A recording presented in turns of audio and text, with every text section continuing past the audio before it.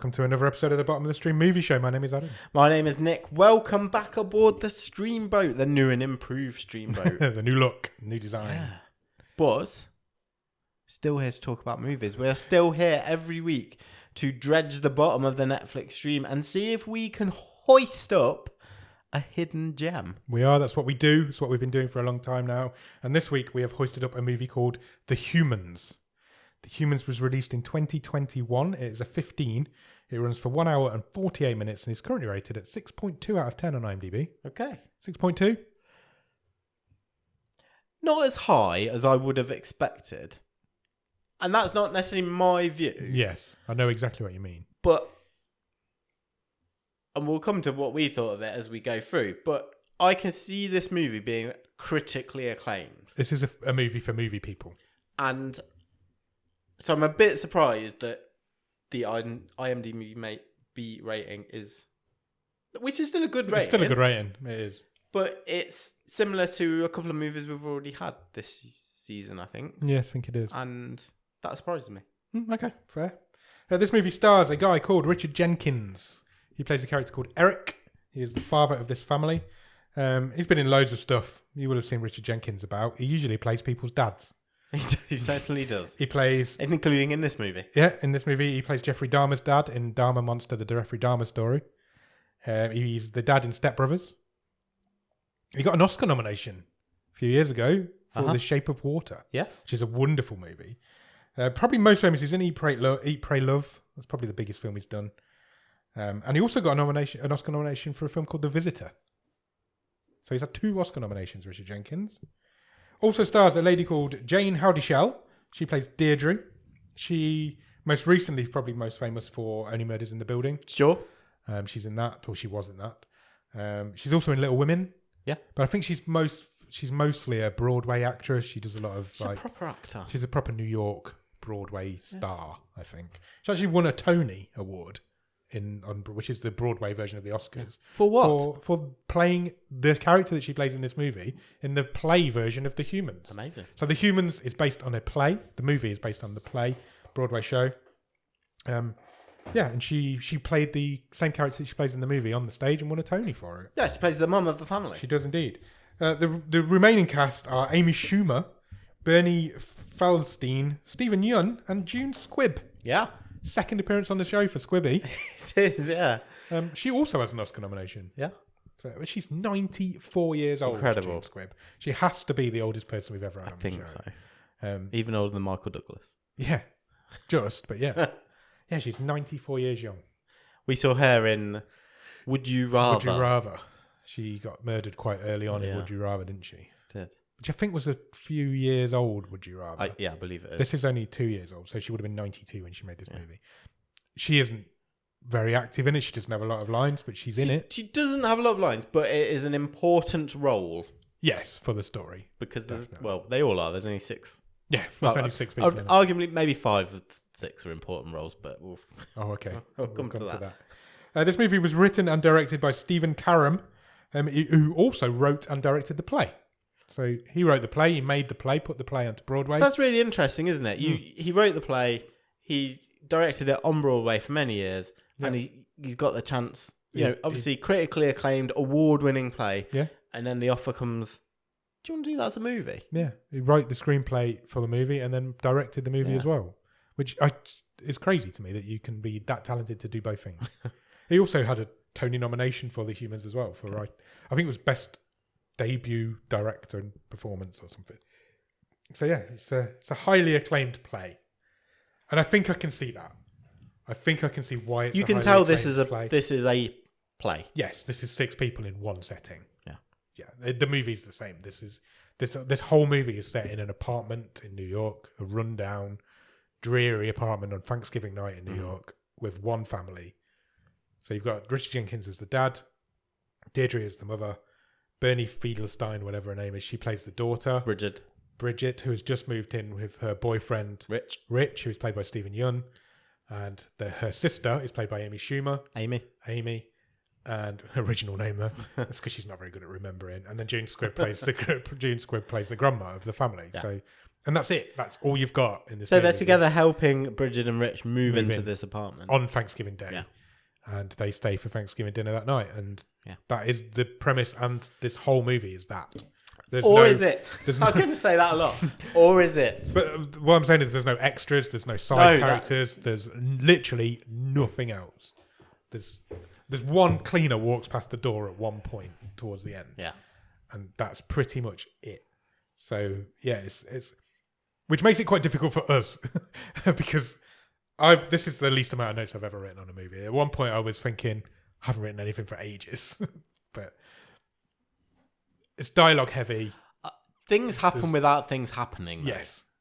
But basically, we're indulging in everybody's got their own little dramas going on in their lives, and they're not necessarily the closest of families, and they're all coming back, getting together, and all these little dramas are coming out and being exposed in front of the rest of the family. Secrets and... Yeah. Well, how well do we really know our family? Exactly. Do you have a one-word review, Nick? Theatrical. Theatrical, I like it. Yeah, you can 100% see where this is as a play. 100%. Where does the movie start? We get some proper credits and we focus on a narrow patch of sky. We do. Betwixt buildings. Betwixt. Nice. As if we are in the courtyard. Yes. Looking basically. up. Yeah. Between skyscrapers. Yes. And then we cut to a man alone in a room. Is my first note. An empty flat. Yep. And he looks at the bad walls. Yeah. It's a very run down apartment. They've only just moved in. They've got no furniture. Yeah. They basically got nothing in there. There's a few camping chairs and a table. Paint peeling. Yeah. Walls sort of bubbling. Water pouring down some of the walls. Lots of house noises. You know the New York style apartments. There's exposed pipe works. There's the electrics don't work. And let's get this out of the way because I think it's quite lazy. Wow, okay. Analysis. Straight out of the way. Okay. But I think it has to be said the apartment's a character in this 100% movie. Yes, it is. Yeah. It is. To be fair, the oppressiveness and the grimness and the bleakness of it. And we spend a lot of time with this apartment, even when they're not in. There's no characters in it. There's lots of shots of the walls. And shots there's lots of time where we will hear a conversation going on between two or more members of this family, and all we're looking at is a frosted glass window. Yeah, or bubbling paint on the wall, or pipes. There's one point where it seems for minutes all you're looking at is a pigeon feather on a windowsill. Yeah, they go back to that pigeon feather quite a lot. And I'll say it straight away. I was really. This film made me really uncomfortable. Yeah, it's the level of ominousness. It really feels like it's building to something ominous that's going to happen all the way. Really sense of dread throughout this movie. Is this a horror movie? I think you could say. I think some people would agree. I think some people would say yes. Yeah, because it has that sense of foreboding all the way through. It doesn't necessarily pay off. It's a drama that uses horror tricks. Yes, it does. That's a good point. There's a lot of jump scares in this. Yeah, there's one jump scare proper got me as well because I wasn't. You don't expect jump scares in a non-horror movie, but there's jump scares in it. The forebodingness of this is all the way through, isn't it? Yeah, and then there's almost a reveal at the end, and that's quite bleak, and it's a difficult movie to watch. But you don't really understand why it's difficult to watch because all you are watching is a family having Thanksgiving dinner together. Yeah. But let's get through it and we'll pick it apart as we go. So it starts off with Richard Jenkins alone in the room. He's examining this flat. And then the rest of the people show up. The rest of the family arrive. They've had trouble getting Grandma up the lift, I think. And she doesn't fit down the corridor. The wheelchair doesn't fit. Yeah, they're carrying armfuls of groceries and suitcases and random stuff as they move in. Yeah. The mum of the family, Deirdre, she almost falls through a chair at one point. She sits down in a chair and the chair collapses underneath her. There's a whole sequence of them navigating the grandma in and out of the bathroom. Because she doesn't fit. The wheelchair, she's in a wheelchair. The apartment's so narrow and they have to open the cupboard door to get the wheelchair in. And so her son, the dad of the sisters, he has to walk off screen and then back into screen to approach from a different way. They have to shut a door so that they can maneuver the wheelchair, and we see the whole thing. It's it goes on for ages, and it's like you see it several times through this movie. You're just like, life's really fucking difficult, isn't it? Sometimes. I think that's a great point of this movie as well. It's like life is hard. Yeah, that's basically what this movie's about. So every one of them's got a different thing in their life that they're struggling with. All this lady wants to do is go to the toilet. And it's an absolute military operation to get that for like 5 people to do. Yeah, it is difficult. Richard Jenkins, the dad Eric, he spots somebody outside, which is quite foreboding as well because it's just a shadowy through a frosted glass window. We never find out who it is. It's just a. Well, Bridget just says, it's probably the super or the super's wife or whoever. My note here says this appears to be a movie about a family helping a daughter move into an apartment with a boyfriend, which is exactly what's happening. That's the point where I kind of got it, I think. And she's got them all pictured. She's given them all a gift. Because I wasn't aware that it was Thanksgiving at this point either. There's no decorations up or anything. But Bridget, the girl who is moving in with her boyfriend, gives the rest of the family a gift. And it's just a framed photo of them all together in happier times or happy times. And it's basically a thank you for helping me move in. Her dad makes it quite clear that he's not happy that she's moved to Manhattan. They all live in Scranton. They do. He's like, why do you want to come and live in this he hates city? the city. He hates New York. And he says at one point he's grown up his whole life in New York, but he never went to Manhattan till he had kids. But yeah, he's not happy that she's moved there. Why would you not? I think she'd moved from New Jersey, and he was like, why have you not stayed there? And then the camera sort of focuses on what I've just described as old paintings. Yeah. Which I think I presume left there from the previous, I assume so. And we come back to these a few times, and it's just a horror sort of, they're creepy old paintings of ye old people. And it's just a horror trope. It is, there's loads of horror tropes. Just to add to the uncomfortableness of this, really. They're quite a religious family as well. They start singing, I've written here, they sing Jesus songs at grandma. They do. Because they all start singing like hymns and stuff. And the flat's on 2 stories. So you come in on the upstairs level and then you go down a spiral staircase to the dining room lounge area. But obviously they can't get grandma down the spiral staircase because she's in a wheelchair. She's not going down a spiral staircase. So they have to take her back out the front door, find an elevator, go down a level, come back in again. Yeah. There's the whole operation just to do that. Richard, meanwhile, is prepping dinner. This is Stephen Yeun's character. He's like the chef, I guess. He's cooking dinner. He's the new boyfriend. He's just meeting all these people. Not for the first time. I don't think it's the first time. No. But he wants to make an impression because it's the first day in a new flat. house. It's definitely an early point of their relationship, I think. And he's having like idle chit chat with Eric, the dad. And they've both been having weird dreams. So they discuss their weird dreams with each other. Not the detailers. No, not yet. But they do discuss that. And my next note says Eric drops his drink when he's distracted by a wall. So he's kind of looking at a wall. Yeah, so just there's a bit before that where Eric...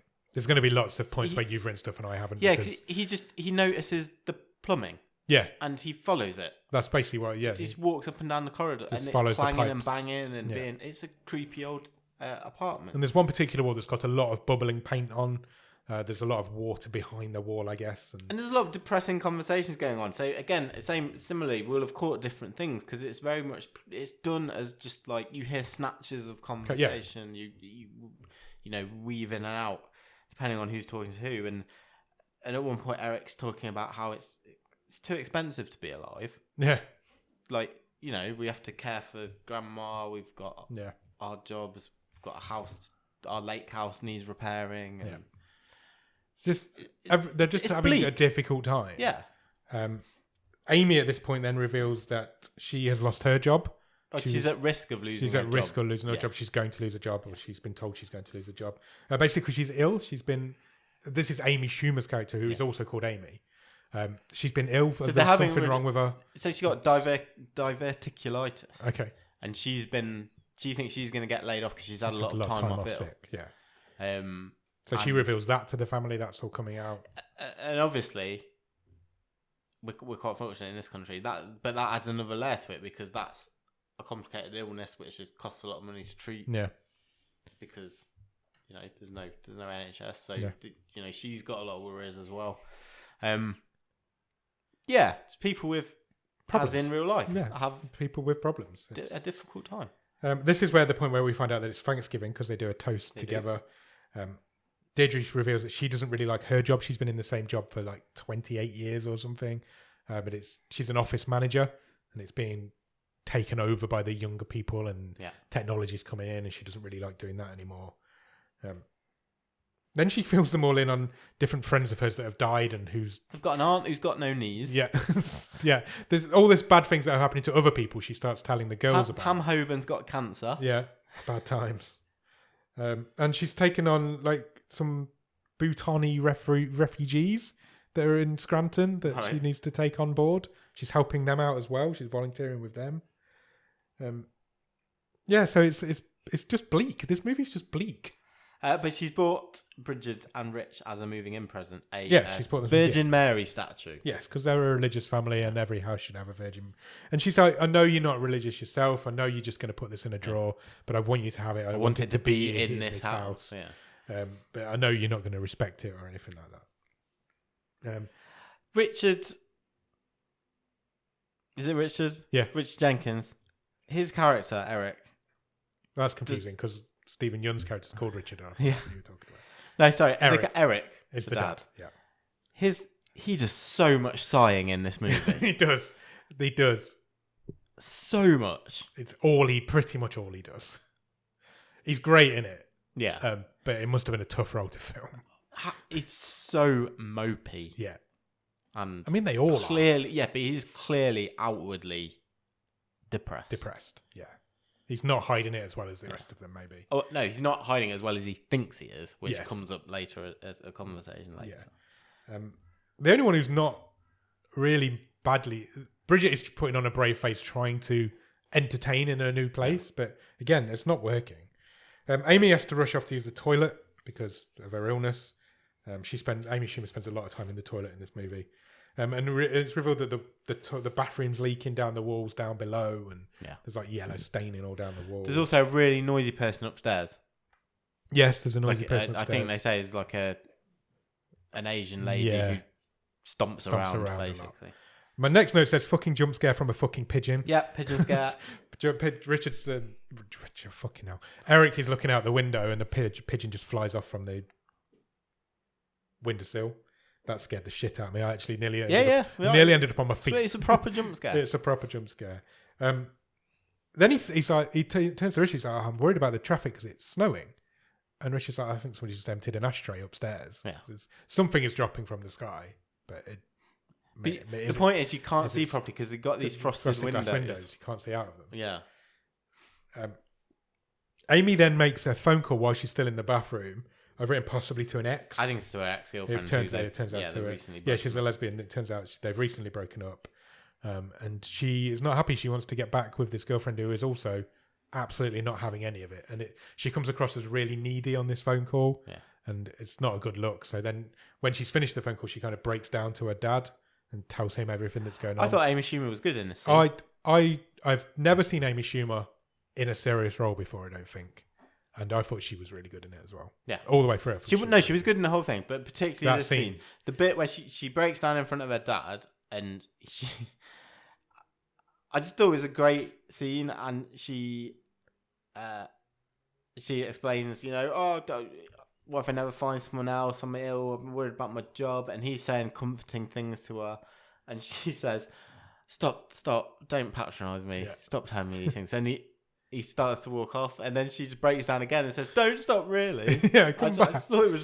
I feel like they felt like real people. They did feel like you could say that about everybody in this film. I think everybody in this film, they all play it like as if it's a real thing. I think the relationship between those two characters is explained why, but I think the chemistry of those two works really well.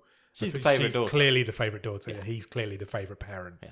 They have a different relationship to everybody else in this movie, but it's explained why later on. And whilst he's comforted her, he tells her about this dream that he had.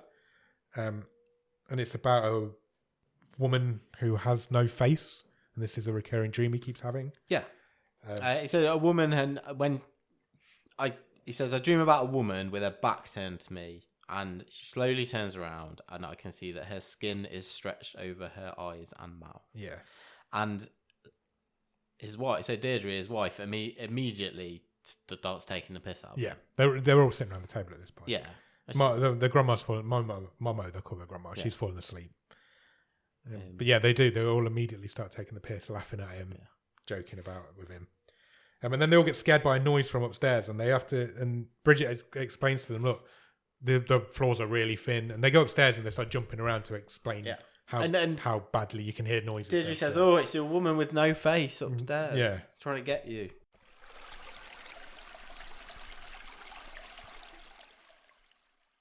They then talk about Amy's breakup with her girlfriend, sorry, and they talk about how good Richard is. They talk about, he's like the savior of this family. He's going to be the new big boyfriend that everybody loves.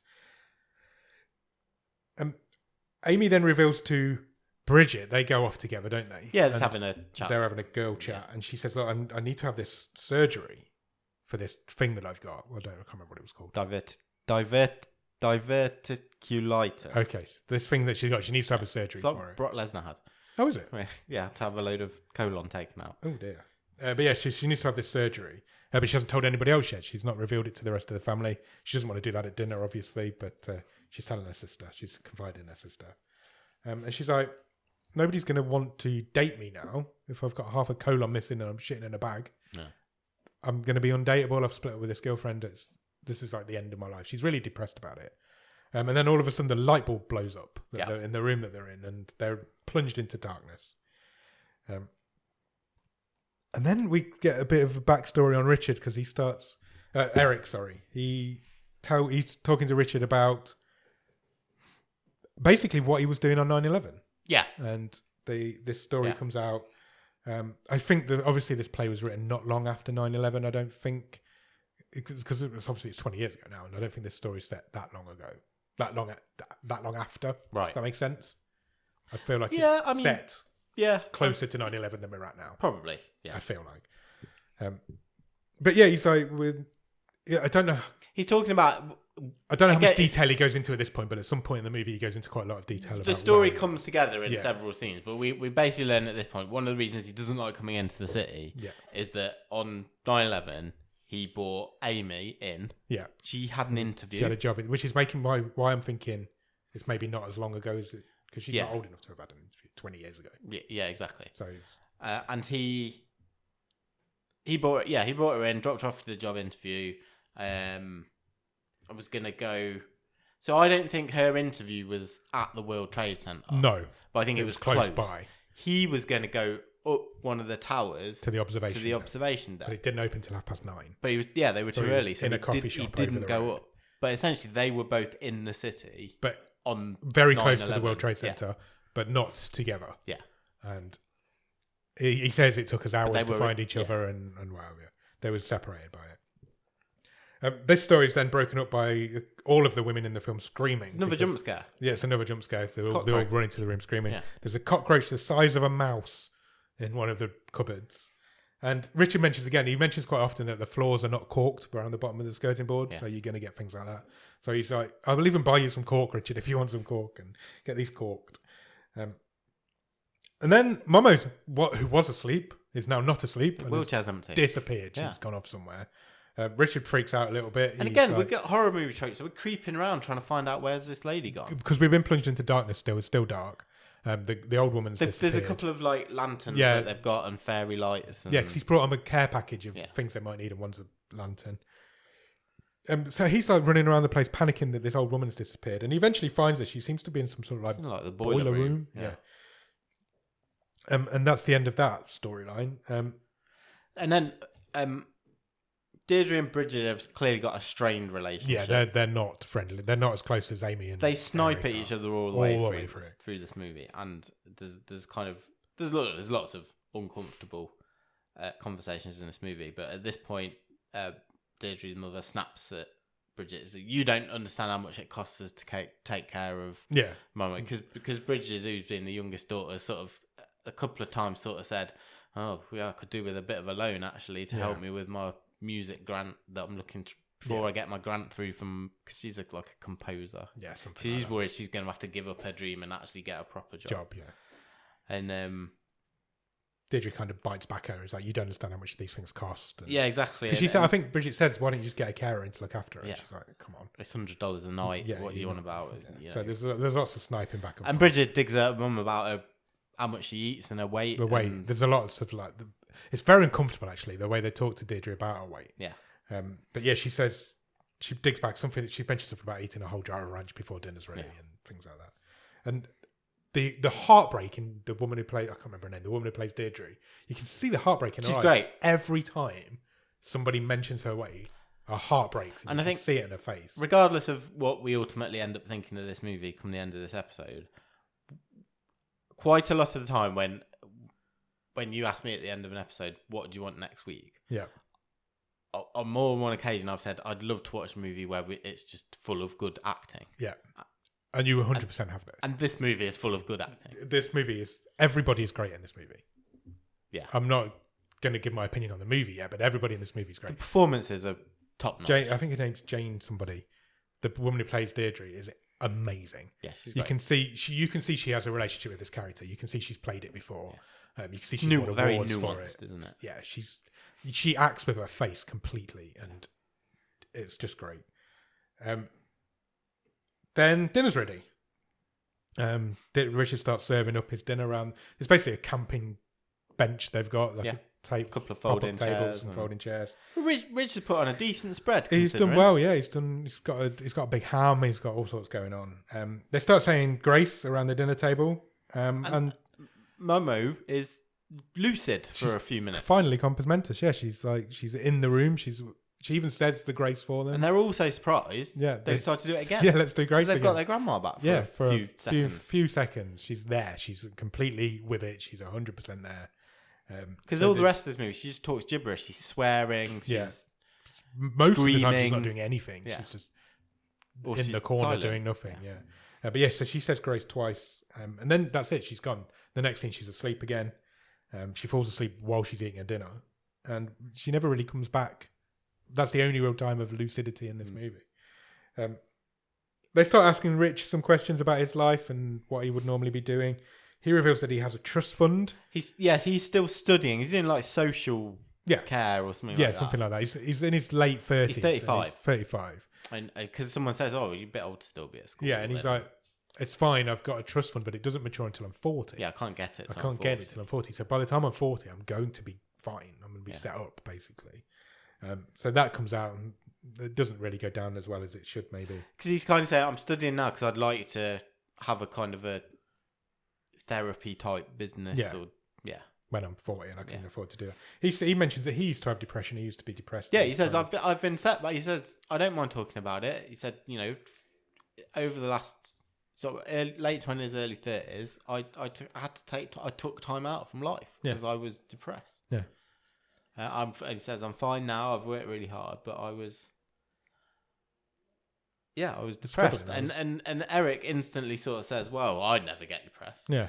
A bit too quickly. Very too quickly. Religion is my antidepressant, he says. My faith. He does. He says exactly what he says. Clearly the most depressed person in this room. Yeah, by a country mile. But he says that he doesn't understand why Bridget and Richard haven't found faith when they put their faith in things like superfoods and blueberries and things like that. He hates the fact that they've got a plate of quinoa on the table. He hates that.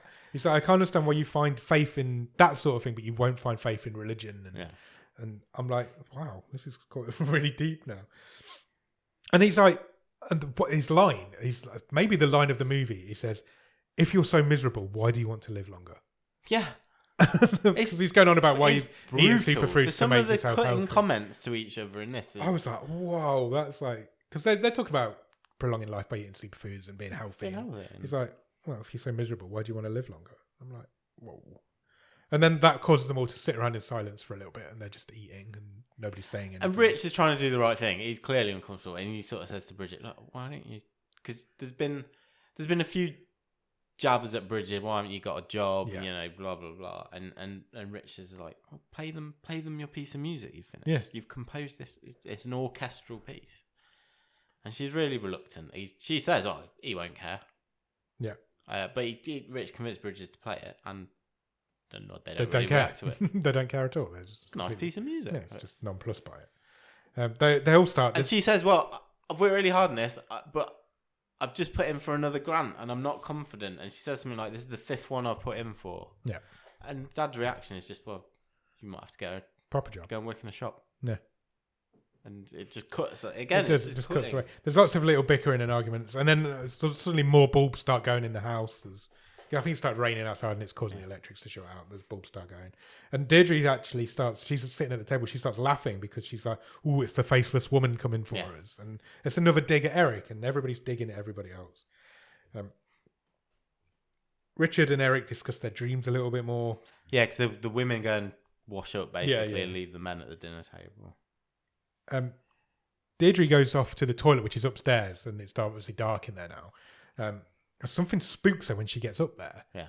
So she never pees. She comes back, but when she's at the top of the stairs, she can overhear the other people downstairs, basically making fun of her and her eating problems that she's clearly got. Like chain emails she sends out about like religious stuff and and then Rich again, some more horror stuff. Rich is knocking around in the I don't know where he is in the boiler room. And there's just a horrible, dirty old baby's mattress. It seems to have come out. And he's never noticed it before, and it's come out of nowhere. Yeah, and it's like it's leaned up against across the walkway, and and he kind of pushes it out of the way, doesn't he? And it falls over, and he's like scared to touch it.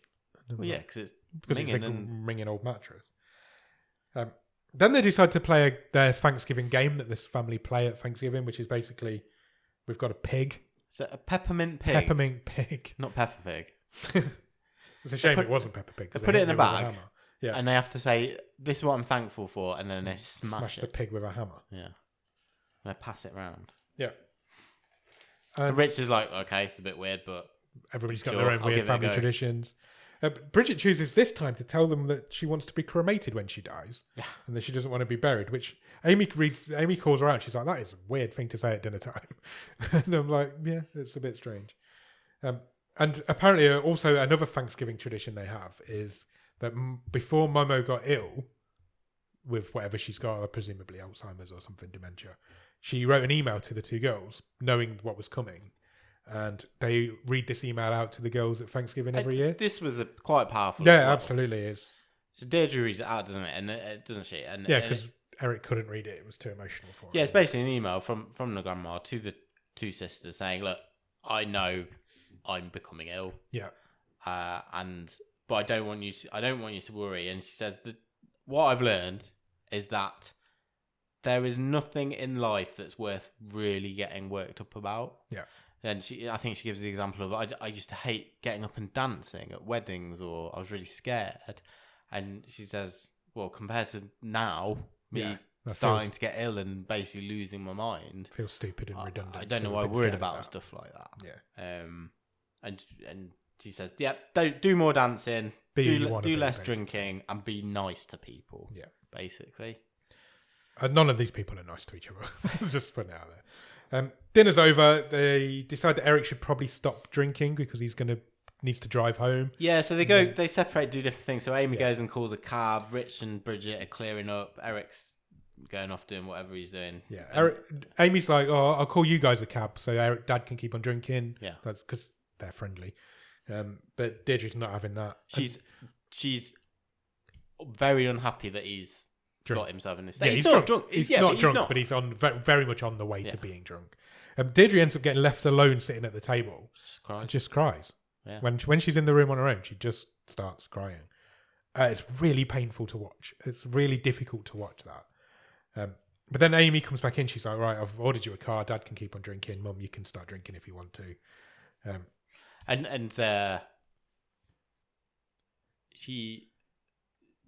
Deirdre says, well, I can't believe you've had this much to drink. Yeah. And Eric just turns around and Rich brings the cakes out, the dessert, and Eric just turns around and Deirdre's saying, "Oh, I don't know which one to have." Yeah, they all look so nice. I don't know which one to have. It's being polite, basically. And Eric just goes, "Well, you'll have the one with the most icing on, you fat bitch," basically. Yeah. And then she decides to not have anything. Yeah. And it's heartbreaking again because you can see it in on her face. Yeah. That she's absolutely devastated by what he's just said to her. And it's really quite an emotional scene. Or there's a couple of emotional scenes. She then says, "Right, before we go, I'm going to take Momo upstairs to use the toilet, whatever, get ready to go. So she goes out of the back door, up the elevator, around. So she's back upstairs again on her own with Momo. And whilst she's up there, Eric starts telling the girls the truth about what's going on here. Because he's like, I've probably lost my job. Well, I have lost my job. I've probably lost my pension because I had an affair with a teacher at the school. Well, he works at at Catholic school. He's a custodian at a Catholic school. So he's like, he had an affair with a teacher at the school. And he says, we've got a morality code that we all sign up for. Yeah, which you're obviously not allowed to shag each other. Which he has done. So he's lost his job and he's going to lose his pension. It says they're going to have to sell the house. They're going to have to sell the house and the lake house just to pay for the carers. But me and your mum are good. We've worked through it. We're fine. Nobody's unhappy, is what he says. Clearly, everybody's unhappy. He's got a job at a Walmart. He's being a greeter at a Walmart. Yeah. The girls obviously had no idea about any of this. They're like, what the hell? I can't believe you cheated on mum. Amy's a bit more forgiving than Bridget is. Like, have you got any savings? Yeah. No. Yeah. So they're going to have to sell the lake house, or they have sold the lake house. They're going to have to sell their house and buy a condo, not a condom. And Eric's trying to justify it again. Well, it'll be a lot easier on one floor cause with the wheelchair and Deirdre can hear this all going on upstairs because she's waiting outside the toilet, and Bridget, I think it's Bridget, says, I can see the mum's unhappy because she's clearly eating her feelings. Yeah. And it's another dig at her weight, and it's like, I find it really hard to watch these things, some of them. And then all of a sudden Momo starts freaking out. She's like losing her mind. She's shouting, swearing. So the girls go after. Eric has to calm her down. Eric calms her down. Deirdre's ran off somewhere. She's gone off. So Eric said, "Go and look after your the mother. girls go. I'll look after my mother." But you look at everybody's going off, running after, trying to find each other. Basically, and then all we got is this sequence again of looking at peeling walls, bubbling house noises, pipes, but you can still hear Momo in the background screaming and swearing and saying "fucking bitch," blah, blah, blah. It's horrible. It's a horrible montage. It's a really horrible montage. Bridget goes up onto the roof of the building. Yeah, and with Rich. Just to cry. Basically. They sort of lie down together on the roof. And you can see the city. Yeah, it's a really grim black backdrop of New York. New York never looks good in this movie. Amy leaves. She's like, I'm going to go for a walk around the block, wait for the cab to turn up because I can't be here anymore. And Eric has a bit of a revelation. He does. Starts to put things together. So he kind of realizes that the faceless woman he sees in his dreams is a body he saw on 9/11, I guess. Someone who was carried past him covered in ash. Yeah. And the ash was to Rich. He says, I remember I couldn't. It was like her features were all merged into one. Stops. Yeah, and he realizes that's the dream exactly what he's been seeing. And he thinks he was so close to losing Amy because they were separated and for hours and hours and in that chaos. Clearly affected him a lot more than he realizes. And he hears a noise downstairs, so he leaves and goes downstairs on his own. This house is still in complete darkness. There's still no lights on anywhere. Something's fallen over in the kitchen. So now you've got like some people upstairs, some people downstairs. And Amy comes back. She's like, right, the taxi's here. We just hear her say, cab's here. I'll take Mum down. Yeah, and Deirdre, Dad, meet us down there. So at this point now, Eric is all alone in this flat. Well, he's sent back in. He's about to go out, and Deirdre says, no, can you go and get the pan we bought and something else? Some things we've left here. Yeah. And he's there all alone, and then all of a sudden, all of the lights go out. Yeah, the last bulb goes. And there's a really nice shot, isn't there, at this point, where it's clearly what the play is, because you can see both stories of the apartment. Yeah. So you can see him downstairs in one bottom corner of your screen. On the dining table. And with the dining table, but you can see the spiral staircase leading up to the upstairs. And I assume that's the set of the play. Yeah. And it's really pretty. Well, it's not pretty, but it's beautiful how it's shot. It's good framing, but this guy's starting to have a panic attack. So he's stumbling around. He can hear noises. He can basically hear noises of 9/11. He's stumbling around the apartment, hearing these crashes and bangs and noises. He's only got this lantern that he's got. He tries the fuse box. Nothing's happening with the fuse box. He hears a phone vibrating at one point. Yeah, he's panting, he's sighing. This guy, the walls are closing in on him. Yeah, basically. And then he hears this massive loud noise downstairs. And we actually see the walls bubble. Yes, we do. Yeah, it's start to peel and bubble. And it's horrible. Like and it's so loud. It's got really loud all of a sudden because you can hear all these noises in his head. And he starts breaking down. He basically just loses his mind a little bit. And he sits down at the table and he's just crying in the dark at the table. And then Bridget comes in and says, "Come on, Dad, we need to go. I'm going to come with you to the I'll come to the subway as far as I can." Yeah, Amy shouts up, "Hurry up, the car keeps circling." Yeah. And you've got the downstairs door propped open. Yeah. So that's casting light. Dad's sitting in the dark. In the dining room with this little lantern on. And then Bridget enters the door at the top. Yeah. And it's all just framed, as it would be on stage. As it would be on stage. And she just says, "I'm going to come with you to the subway. I'll come in the cab with you, put you on the train, and I'll come back. Come back on the tube." Yeah. And so he just pulls himself together, dries his eyes, walks out of the door, and the door slowly closes behind him. Yeah. And the movie ends. Yeah. Yeah. His trauma was 9/11, I guess. Yeah. What did you think? I mean, it's a difficult one, this one. In more ways than one. There's a couple of things there. A couple of important questions. Yeah. Did I enjoy watching this? I don't think so. No. Am I supposed to enjoy it? No. Am I glad I watched it? Yes. There's some fantastic performances. This is a good film. This is a really good film. It is. It's a good film that isn't supposed to be enjoyed. It's an experience. This is basically the story of how 9/11 affected New Yorkers, condensed right down into one family, then into one person, and it's really affecting. And it's a really difficult watch. There's parts of this where I was like, I can't enjoy this movie because this is so grim and horrible. Yeah. Some of the things that are said to that lady are just horrendous. It's the trauma from 9/11, but it's also, like we said at the start, how living in a post 9/11 world, how difficult life is. Yeah, because things are expensive and people get ill and you accidentally have an affair. And people get sick of jobs and you don't know what secrets people are holding on to. No. Potentially even, your own family. Yeah. And I do see it as a horror movie. Yeah, I think you're right. I think with the horrors being life messed up the world is. Yeah, the world is a mess. 9/11 was a horror. Because there are so many. There are the jump scares. There's the creaky floorboards. There's so many horror tropes in this. And it's a really interesting way of using tropes like that from a different genre to tell what is just to tell a horror story. It's just a stage play. It's a family drama. I genuinely thought when he was at the end of this movie, when he's walking around this apartment and there's so much noise, the noise of 9/11 is happening around him. I genuinely thought the whole thing was just going to collapse in on him. Something like that. And the movie would end like that. And it obviously was all in his head, but the collapse, the world just collapsing in on him, basically, is how I thought this was going. So I don't feel like... I did wonder if this would end with him just lying in a gibbering wreck on the floor. Yeah. And that's pan out and this guy's a mess. This guy's just gone. Yeah, he's lost his mind. And it doesn't pay off like that. So when it first finished, I was like, I'm disappointed with how that's ended. But the more I've had to think about it and how we've talked through it now, you kind of get why they didn't go there, I guess. Yeah. This is a good movie, but nobody could say I have sat and enjoyed this movie. It's one of the hardest watches. This is a good movie that I never want to see again. Yeah, absolutely. It's so tough to watch.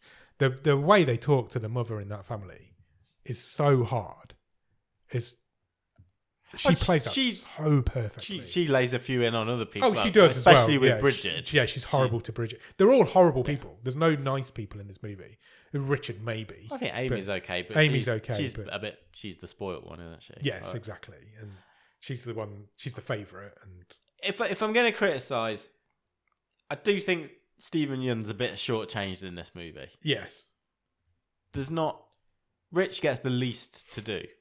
He doesn't get the least to do. Mama gets the least to do. But I feel her character is giving more to the... Yeah, I guess he's story. Like the representation of the audience, isn't he? He's coming into this family. Outsider. He's coming into this family from the outside and witnessing these people all of them have issues. None of them have worked out their issues, obviously. Yeah. They don't have a great relationship with each other, none of them, except for Amy and Eric. And he's seeing that from the outside and trying to bring something into this family. He cooks them a nice meal, he treats them, he's nice to all of them. Yeah. And yeah, I guess he is a little bit shortchanged in it. But I don't know. They're all great. All 6 people in this movie are brilliant. Yeah. I think Jayne... I've just looked up her name. I've lost it again. Jayne Houdyshell, I think. Yeah. She's brilliant. standout. Yeah. She is... But you can tell that she's had this relationship with this character for longer than the rest of them. But all of them are great in it. Even Amy Schumer's great in this. Yeah, she's good. She's really good. I've never seen her... I don't know if she does serious. I've never seen her do it before. But yeah. I wouldn't recommend this film to people. No, I don't want anybody else to watch it. I think that's the sort of paradox of it. Yeah. It's a good film. I wouldn't recommend to anyone. Yeah. I wouldn't either. I don't want anybody to go out and watch this movie because I don't think you'll have a good time. I don't think you'll have a good time. It isn't what you're there to watch movies for. However, if I saw a performance of it on stage, I think I'd go and see it. Oh, but I was thinking about this. So can you imagine that though? You got... Maybe it's different now because we know what this thing is, but it's like you'd come out and you'd be moved, but I'd be like, "Fuck me, that's depressed me."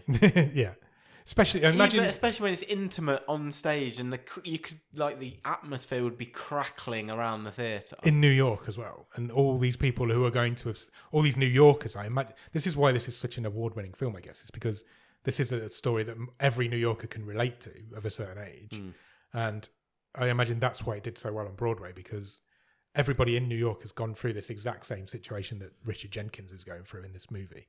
And I imagine that's why it's done really well. And it must be more affecting for a New Yorker to watch this film than anybody. I mean, we were all affected by 9/11, but the way New Yorkers handled it is what this movie's about. New York is a character in this movie, but although maybe not a good guy. Well, New York's always going the good back guy. to the horror. It's arguably the monster. It is. The New York is the monster of this movie, and the apartment is the monster of this movie. Or the apartment's kind of the personification of this monster of New York, isn't it? And how New York affects people.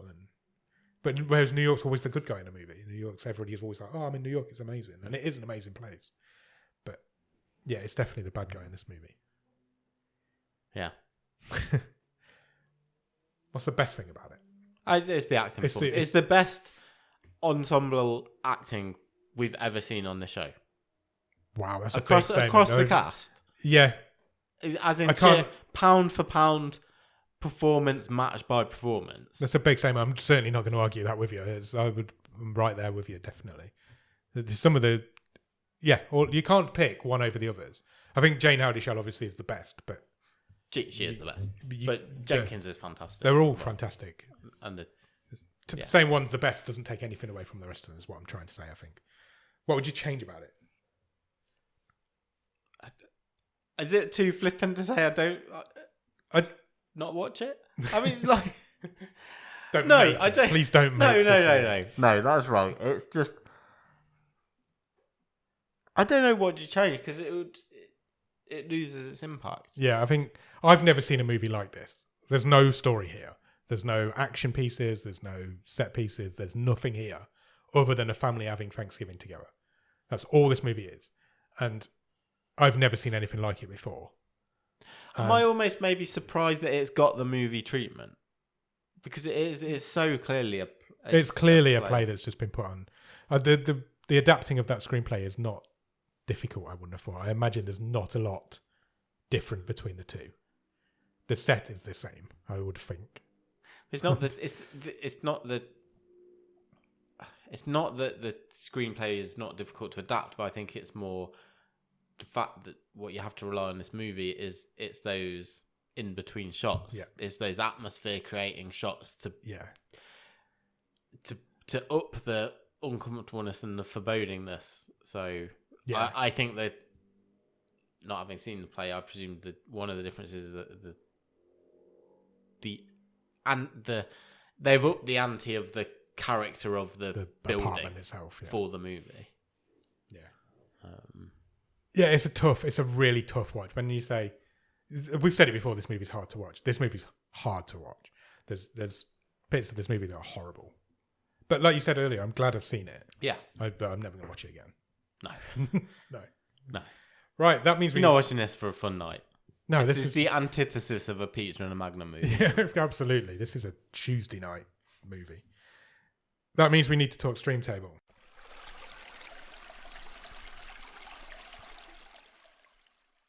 Do you want me to read through the whole thing? Because we've had a few weeks off and it's been a while.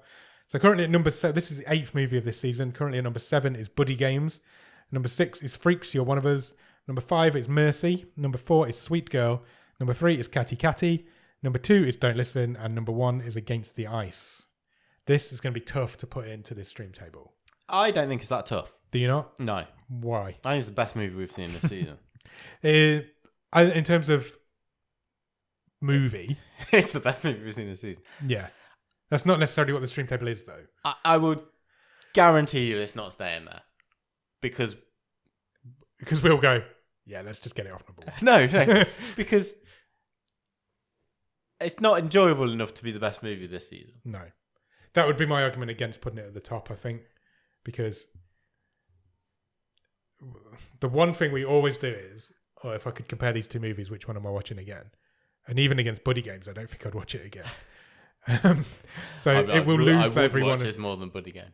It will lose every one of those battles this season. But then I think the performances are that good, and this is that well constructed that I just think it's better than anything else we've seen. What's your gut telling you?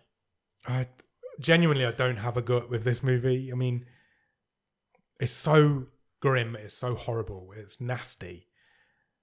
But it's also excellent. Yeah. And it's a really tough movie to rank against anything else because it's so different to everything else as well. I can't argue against it going to number 1. I don't want it to go to number 1, but at the same time I can't argue against it. I think because I don't ever want to even think about it again. But I think if you were comparing it with Catty Catty, Don't Listen, and Against the Ice, I don't think they're strong enough to go, even to make the fun argument. Because Against the Ice isn't a fun film. And certainly the Catty Catty and Don't Listen, you can't make that argument. Yeah. You maybe could with Against the Ice. Again, how do you compare those two movies? But I can't argue not to put it number 1. So I'm not going to. Okay. So I would be, but like I would be gobsmacked for this staying at number 1 because we will get at least one, probably more films that we will go. Look, let's look at the whole package. Yeah, it was good and we enjoyed it. Yeah. Whereas I think with Against the Ice, go back and listen to the episode. We felt it had a lot of flaws. Yeah. So did Don't Listen. So did Catty Catty. Yeah. But they were good movies. Yeah. This is a good movie with good actors that I don't want to watch again. But at the minute, certainly not going to forget anytime soon. Yeah, at the minute, sure. I think it's the right place to put it. Yeah. At the top. Okay. I when we did Catty Catty, I thought it'd stay around the top for a long time, and it's already 4th now. It's mid-table, and I guess that's the credit to Robin and how the movies he's picking this season for us. Top. Yeah. Why is it called The Humans? Because they're all human. Yeah, but you can say that about every movie. I think it's just because it's the human. Humans are messed up. Yeah, I think that's what it is, isn't it? It's the human being. Yeah. Right. We should also note if you do want to watch The Humans, at least on Netflix, you've only got a month to watch it. You've got to do it before the end of August 2023 because it is leaving on the 27th. I think it is leaving Netflix. I'm assuming it's going somewhere else. Yeah. I don't know where it's going. It's that critically acclaimed. Surely it will be somewhere. Yeah. I think it was made by HBO or Showcase. It's a TV movie, I think. So it's not a Netflix original. So unless it's going back onto one of their streamers. Equally, given some of the deals that Netflix are putting together with streamers like HBO, it may turn come back on at some Netflix. point. I wouldn't be surprised. You've got, as of time of recording, about 24 days to watch this. Time of release will be less than that. It's like a week away. Right, next week's movie. Sure. Nobody's played a wild card yet this season. No. So let's change that. Oh, amazing. I'm going to play my wildcard. I'm going to open up. Oh, you've never gone first. I've never gone first. I'm going to open up the wildcard race for this season. Very excited. Wildcard. I picked a movie. It's a recent movie. Okay. It's very different to my last pick, which was not a recent movie. It's from 2022. It's not English. It's actually from Hong Kong. Oh, lovely. It's Cantonese. Brilliant. It's called Warriors of the Future. No, it's not. It's called Warriors of Future. Warriors of Future. Warriors of Future. Came out in 2022. But before you tell me anything about it, Yeah. I'm already sold just on the title. Okay. It's probably a little bit out of type for me as well. It's an action-adventure sci-fi thriller. Lovely. Do you want a synopsis? I'm assuming there's some sort of time travel type thing to it. or What do you think it's about then? Give me what... Just by the title. time traveling ninjas, martial artists. Okay. I think you're going to be surprised by this synopsis then. Are you ready? Yeah. The synopsis says, a meteorite brings an extraterrestrial life to the Earth. When powerful alien creatures threaten humanity, Commander Sing Lee's elite forces are almost wiped out, and the surviving soldier, Liao Tai Liao, discovers an even bigger conspiracy. Brilliant. Would you like to see the poster? Yes, please. I can't take Can't it tell in. what it is. I literally can't take It's it just in. colours. Yeah. It's basically just colours. Just possibly some robots. It's rated at 5.6 out of 10 on IMDb. Oh, wow. But I did watch the trailer. Trailer? Love it. I watched the trailer earlier today, and it's epic. Amazing. So I figured I don't usually do well in the wildcard race, so let's go completely against my genres that I normally pick. So I normally pick crazy horror movies or silly movies. Yeah. I've gone, let's go Chinese action movie. Brilliant. I love Why it. not? So I've done that. So I've opened up the wildcard race for this season. So whatever happens, at some point, I'll be winning the wildcard race this season. So yeah, go out and watch Warriors of Future. I sounds like my bag. I'm assume that's a excited. translation. Warriors of Future, and then come back. No, and then go and check us out on Instagram, Twitter, and Letterboxd at BOTS_podcast is the username for that. After you've done all of that, check out our, I don't know what I'm saying, website. Our website is bottom of the stream. Our email address is bottom of the stream at gmail.com, and our website is bottomofthestream.com. On the website, you'll find every episode we've ever recorded, loads of cool stuff, all of the stream tables, and you can even get some merch if you want to buy a bottom of the stream Light bulb. light bulb. Yeah. Light bulb, Yeah. okay. Because you need them in New York apartments. Yeah. Yeah, and then when you've done that, head over to Patreon, patreon.com/bottom of the stream. On there, for £5 a month, you will get early access to the movie show episodes. You will get the occasional bonus episodes. You will get a poster that is ready to go. I've got envelopes and everything now. Oh, amazing. So they're going out ASAP. You will get loads of other cool stuff. It's just a really cool thing to be, isn't it? Of course it is. Patreon. And it's only £5 a month. Yeah. So why would you not do it? The one thing I'm forgetting is a wild card, which I've just played. Yeah. You get a wild card. So you can pick a movie for the week. And we'll, if you win, if you get the best one, we'll give you a prize at the end of the season. Absolutely.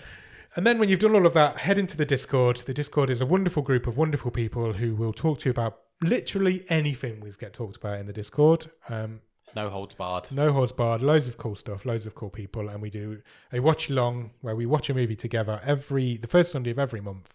And you've just missed this month's, but next month's is lined up and ready to go. Exactly. The Discord link will be in the bottom of the show notes. If you can spare a few minutes, please consider leaving us a review and rating anywhere you can review and rate podcasts, because it really helps get the word out about Bottom of the Stream and helps us make more friends, more listeners. And we like that. We do. That's what we're here for. That's what we're here. We're all about making new friends. Yeah. You can find us anywhere you can find podcasts.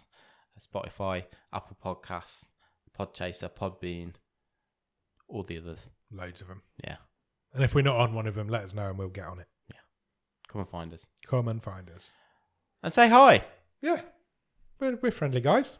Of course we are. Yeah, that's what we do. Yeah. So when you've done all of that, go out and watch Warriors of Future. And we'll be back on Monday for The Wave and next Thursday for the movie show. Cheers. Bye.